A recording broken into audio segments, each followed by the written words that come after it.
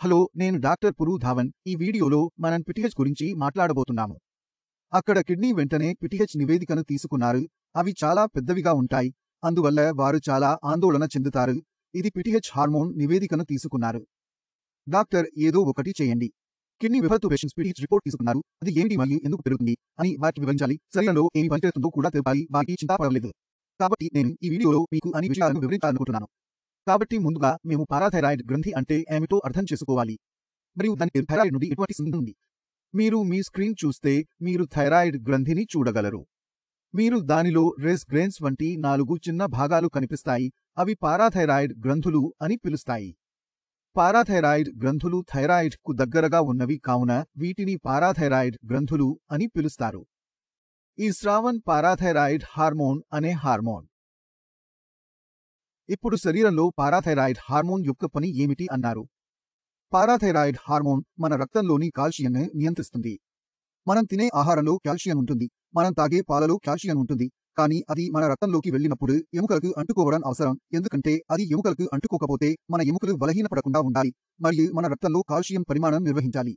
పెరుగుతుంది. ఇది ఇతర చోట్ల సమస్యలను కలిగిస్తుంది. కాబట్టి దీన్ని ఎముకలకు అతికించడానికి పనిచేస్తుంది. ఇది దానిపై పనిచేయడానికి మిమ్మల్ని ప్రేరేపిస్తుంది. కాబట్టి కిడ్నీ ఫెయిల్యూర్ పేషెంట్లో ఏం జరుగుతుందో దానివల్ల పారాథైరాయిడ్ హార్మోన్ బాగా పెరుగుతుందో అర్థం చేసుకోవాలి. మూత్రపిండం చెడిపోయిందా అని అనుకుంటున్నారు. కానీ మూత్రాన్ని తొలగించడం మాత్రమే కాదు, కాటనిన్ యూరియాను తొలగించడం మాత్రమే కాదు, ఇది విటమిన్ డిని సక్రియం చేస్తుంది. మనం ఆహారంలో పాల నుండి తీసుకున్న విటమిన్ డి అన్నికి నిష్క్రియ రూపంలో ఉంది. దాన్ని కిడ్నీ యాక్టివేట్ చేస్తుంది. సక్రియం చేసిన తర్వాత విటమిన్ డి కాల్షియంను ఎలుకలకు కట్టించుకునే పని చేస్తుంది. మన శరీరంలో మూత్రపిండాలు దెబ్బతిన్నప్పుడు మన శరీరంలో ఉన్న విటమిన్ డి పనిచేసే క్రియాశీలం కార్యకలాపం లేదు. మన రక్తంలో ఉన్న కాల్షియం అస్థిలకు వెళ్ళలేక రక్తంలోనే ఉండిపోతుంది. రక్తంలో కాల్షియం పరిమాణం పెరిగినప్పుడు పారాథైరాయిడ్ హార్మోన్పై ఒత్తిడి, కాల్షియం ఎముకలకు అంటుకోవడం. ఎలా చేయాలి? ఇది రక్తంలో కాల్షియం స్రావాన్ని పెంచుతుంది. ఇది ఎముకలకు అంటుకుంటుంది. ఇప్పుడు ప్రశ్న అదనపు ఉంది. పారాథైరాయిడ్ హార్మోన్ ఎక్కువగా ఉంటే రోగి ఏమి చేయాలి అనే విషయం. అది ఎలా నివారణ చేయాలి? దీని చికిత్స చాలా సులభంగా ఉంది. మనం చేయవలసింది ఏమిటంటే రక్తంలోని కాల్షియంను ఎముకలకు అతికించాలి. అది ఎముకలకు వెళ్ళకపోతే అది స్టిక్ కాకకుండా ఉండదు. ఎముకలు బలహీనపడతాయి. రక్తంలో కాల్షియం పెరుగుతుంది. గుండెపై ప్రభావం చూపుతుంది. అది మనకు అవసరం లేదు. దీన్ని అంటుకోవాలంటే మనం ఒక పని చేయాలి. మన శరీరంలో మూత్రపిండాలు దెబ్బతినడం వల్ల విటమిన్ డి యాక్టివేట్ కాలేదు. విటమిన్ డిని ఏ విధంగానైనా యాక్టివేట్ చేసినా లేదా యాక్టివ్ విటమిన్ డి తీసుకున్న కాల్షియం ఎముకలకు అంటుకుని ఎముకలిపోవడం లేదా అలాగే తీసుకోవడం వల్ల ఎముకల సమస్య పరిష్కారం అవుతుంది. గుండె సమస్య పరిష్కారం అవుతుంది. మన పీటీహెచ్ కూడా నియంత్రణలోకి వస్తుంది. దీనికోసం మనం చాలా సాధారణమైన పని చేయాలి. మనం విటమిన్ డి తీసుకోవాలి. విటమిన్ డి లోపం వల్ల మనకు పీటీహెచ్ ఉండింది.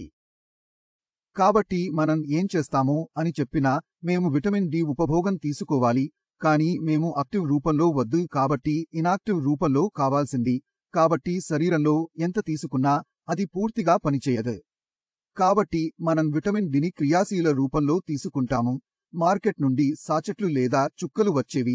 వీటిని క్రియారహిత రూపంలో ఇవ్వకండి. మూత్రపిండాల రోగికి ఇది సరైనది, కానీ మూత్రపిండాల రోగికి మేము ఇవ్వాలి. రెండవసారి విటమిన్ డి, దీనిని మనం కాల్సిట్రోల్ అని పిలుస్తాము.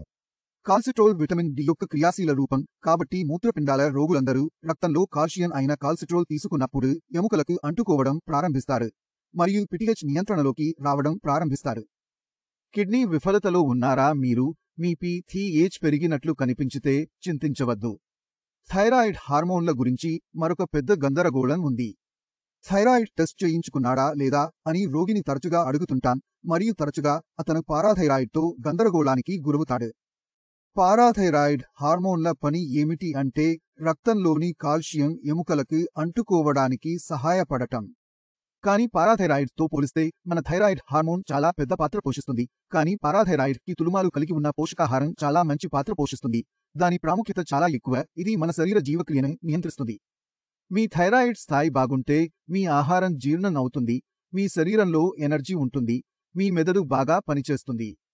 మీ థైరాయిడ్ స్థాయి ఇక్కడ తగ్గించడం ప్రారంభమైతే, మీ TSH పెరగడం ప్రారంభిస్తే, రోగికి ఒకే సమయంలో చాలా లక్షణాలు రావడం ప్రారంభమవుతాయి మరియు మనం దానిని జాగ్రత్తగా పరిశీలించాలి. అది స్వెల్లింగ్ కావాలి.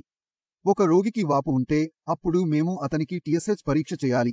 ఏకైనా మీ శరీరంలో TSH పెరిగితే, మీ శరీరంలో సోమరితనం ఉంటుంది, బలహీనత కూడా అనుభవపడుతుంది, మీకు ఆలోచించడంలో ఇబ్బంది ఉంటుంది, మీ మానసిక స్థితి చాలా మారుతుంది. అక్కడ ఆందోళన, వాపు కూడా ఉంటుంది. కాబట్టి కిడ్నీ ఫెయిల్యూర్ పేషెంట్ వచ్చినప్పుడల్లా PTH టెస్ట్ చేయించుకోన్, కానీ థైరాయిడ్ టెస్ట్ చేయించుకుంటాన్.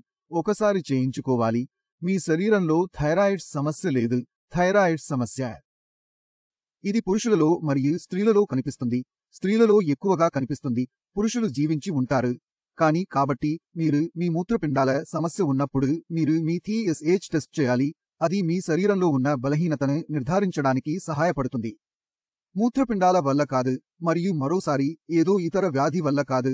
థైరాయిడ్ సమస్య చాలా సాధారణంగా ఉంటుంది, కాబట్టి దానిని తెలియజేయడం అవసరం. కాబట్టి ఈ వీడియో నుండి మీరు PTH గురించి తెలుసుకోవచ్చు. మీ రిపోర్ట్లో మీకు ఏవైనా సమస్య ఉంటే దానిని తెలియజేయండి. PTH అధికంగా ఉంటే ఆందోళన చెందాలి లేక కాల్షియం తీసుకోండి, విటమిన్ డి తీసుకోండి, మీ పని పూర్తి అవుతుంది. మనం ఎన్నికలు తీసుకోవాలి మరియు PTHని నియంత్రించడంలో సహాయపడుతుంది. దీనితో మీరు తెలుసుకోవచ్చు. కాబట్టి మన శరీరంలో విటమిన్ డి పనిచేస్తుంది. నేను మీ సెలవు తీసుకోవాలనుకుంటున్నాను. అప్పటి వరకు మిమ్మల్ని తదుపరి వీడియోలో కలుస్తాను. నమస్తే.